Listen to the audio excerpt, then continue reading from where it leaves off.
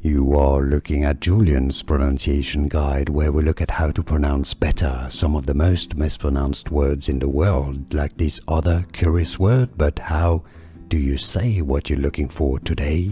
Let's learn how to pronounce the name of this dish, meaning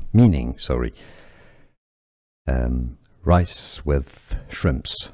In Spanish or also Mexican, arroz.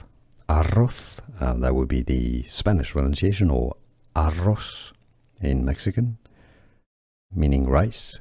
Con, meaning with. Camarones, which is a type of shrimps. Camarones, so arroz con camarones, or in English you can say it as arroz con camarones.